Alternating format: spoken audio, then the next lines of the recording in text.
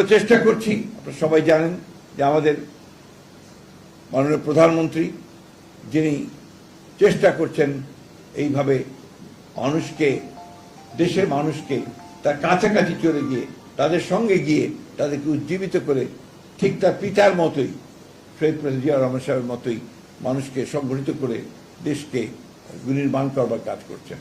এবং সেই জন্যই তিনি বারবার যে স্লোগান দিচ্ছেন, এসো আমরা একসাথে কাজ করি, একসাথে দেশ গড়ি, এবং সবার আগে বাংলাদেশ এই স্লোগান নিয়ে তিনি এগিয়ে চলেছেন।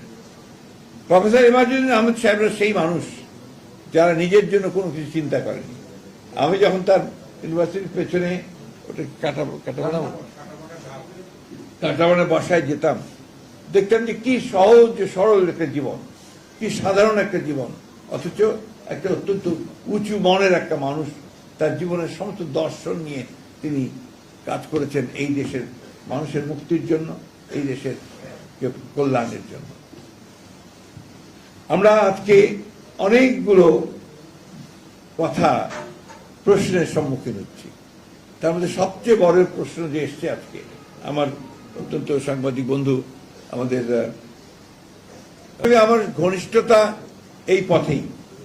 আমরা যখন ফ্যাসিবাদের বিরুদ্ধে লড়াই শুরু করেছি, সেই সময় আমরা চেষ্টা করেছি সমস্ত শিক্ষিত মানুষদেরকে, বুদ্ধিজীবীদেরকে একখানে করে নিয়ে আসার জন্য, যেন তারা কথা বলেন।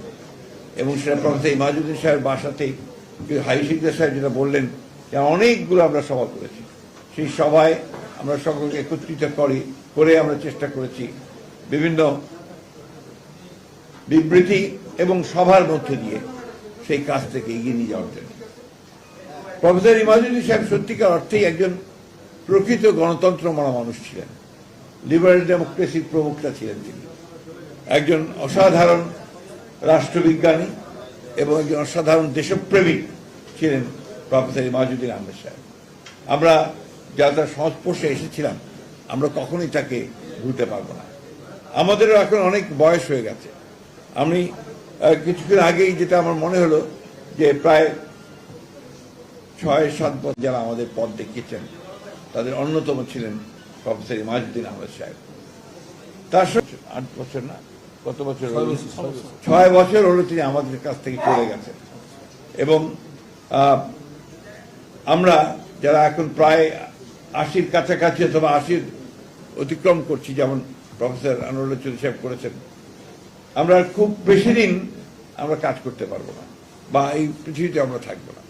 কিন্তু আমরা একটা পৃথিবী দেখে যেতে চেয়েছিলাম, যে একটা সুন্দর, একটা শান্তিপূর্ণ, একটা মানবিক একটা পৃথিবী। দুর্ভাগ্য আমাদের শেষ সময় আমরা আরো বেশি করে একটা অমানবিক পৃথিবী, একটা অশান্ত পৃথিবী, একটা অন্যায্য পৃথিবী আমরা দেখছি। আজকে গোটা বিশ্বের দিকে যদি আমরা তাকাই, আমরা দেখব যে সেই অশান্তি ছাড়ার শান্তি কোথাও নেই। দেশের কথায় আসি, যে ইমাজুদ্দিন সাহেব যে দেশ দেখতে চেয়েছিলেন, আল্লাহর কাছে অশেষ রহমত, আল্লাহর অশেষ রহমত যে আমরা আমাদের সন্তানদের জীবনের বিনিময়ে, রক্তের বিনিময়ে আমরা 24শে জুলাই থেকে শুরু করে 5ই আগস্টের মধ্যে একটা রক্তাক্ত ছাত্রগণ অভ্যুত্থানের মধ্য দিয়ে সেই সুযোগটা আমরা পেয়েছি। সেই সুযোগের পাওয়ার পরে আমরা সবাই মিলে যে স্বপ্ন দেখছি, যে চিন্তা করছি যে আমরা একটা সত্যিকার একটা গণতান্ত্রিক লিবারেল ডেমোক্রেটিক একটা দেশ আমরা গড়ে তুলব।